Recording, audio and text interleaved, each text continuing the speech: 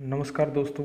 आज हम जो टॉपिक करने जा रहे हैं वो नेक्स्ट टॉपिक है हमारे पास प्रॉपर्टी ऑफ चार्जेस की। जो चार्ज होता है एक, वो किस तरीके की प्रॉपर्टी शो करता है। तो उनमें हमारे पास जो पहले सबसे प्रॉपर्टी है वो हमारे पास क्वांटाइजेशन ऑफ चार्ज। ठीक है, तो क्वांटाइजेशन ऑफ चार्ज का क्या मतलब होता है कि the charge on a body is integral multiple of the basic unit of charge. ठीक है, तो बेसिक यूनिट ऑफ चार्ज हमारे पास होती है ई, जिसको हम इलेक्ट्रॉन बोलते हैं। ठीक है, अब इसका जो टोटल फॉर्मूला होता है वो है चार्ज होता है ना, जो उसको हम क्या उसे डिनोट करते हैं, equal to positive negative n e. ठीक है, इस फॉर्मूले से ही समझ में आ जाएगा कि जो क्वांटाइजेशन ऑफ चार्ज होता है वो क्या होता है कि जो टोटल चार्ज होता है वो इक्वल टू होता है integral multiple of basic unit of charge. Basic unit of charge क्या होती है हमारे पास, इलेक्ट्रॉन, जिसको हम ई से डिनोट करते हैं। एन होता है हमारे पास इंटीजर। ठीक है, इंटीजर, इसकी वैल्यू हो सकती है हमारे पास 1 2 और एन तक चलती है इसकी वैल्यू।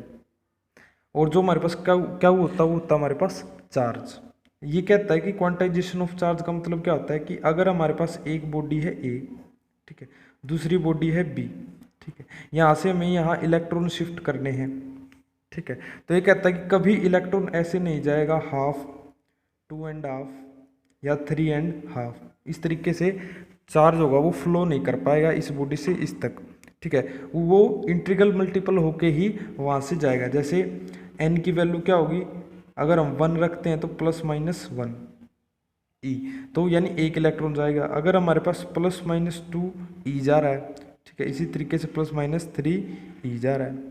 ठीक है, और ई की वैल्यू क्या होती है हमारे पास 1.6 इंटू 10⁻⁻19 कूलम। ठीक है, इनकी वैल्यू रखते जाएंगे तो हमारे पास वैल्यू आती जाएगी। ये होता है हमारे पास क्वांटाइजेशन ऑफ चार्ज, यानी कभी भी जो चार्ज होगा वो ऐसे नहीं जाएगा हाफ, 2.5 3.5, कंप्लीट जाएगा वो।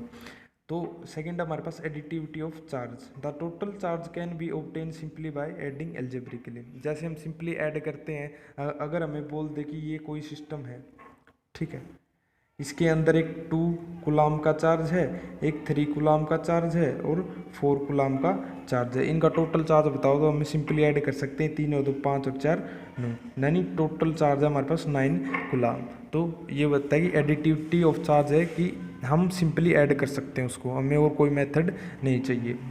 Conservation of charge, next property है कि total charge on an isolated system remain constant. ये कहता है कि अगर हमारे पास आइसोलेटेड का मतलब होता है कि अगर हम ये कोई सिस्टम मान रहे हैं आइसोलेटेड है, इसको हम आइसोलेटेड बोल रहे हैं, ठीक है, तो बाहर से कोई इफेक्ट ना डाले इसकी अंदर वाली चीज़ों पे, यानी अंदर कोई भी इफेक्ट नहीं पड़ेगा इसका बाहर से।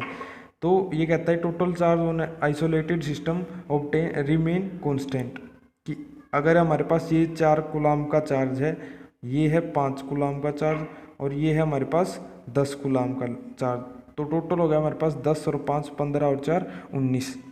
ठीक है, उसी तरीके से हमारे पास अगर ये फिर से हमने इसको देखेंगे, टोटल चार्ज हम देखना है कि और इन दोनों के बीच में इंटरेक्शन हुआ है, इन सभी चार्जेस के बीच में इंटरेक्शन हुआ है, इसका चार्ज इसमें चला गया कुछ, इसका पार्ट इसमें चला गया, तो एक हो गया हमारे पास 10 कूलम हीरा और एक हमारे पास 3 कूलम हो गया। ठीक है, तो 10 और 3 13, ठीक है, बचा हुआ कितना हो गया 6 कूलम। तो टोटल चार्ज होगा इसका भी कितना रहेगा, 5 और 4 9 और 10 19 कूलम। ठीक है, और इसका भी 10 और 6 16 और 3 19 कूलम। ठीक है, आपस में शेयर करने के बाद इन दोनों में फ़र्क इन सभी अंदर वालों में फ़र्क आ सकता है, लेकिन जो टोटल चार्ज होगा किसी आइसोलेटेड सिस्टम का वो कांस्टेंट रहेगा। ठीक है, तो थैंक यू। अगर वीडियो अच्छी लगी है तो इसको लाइक करना।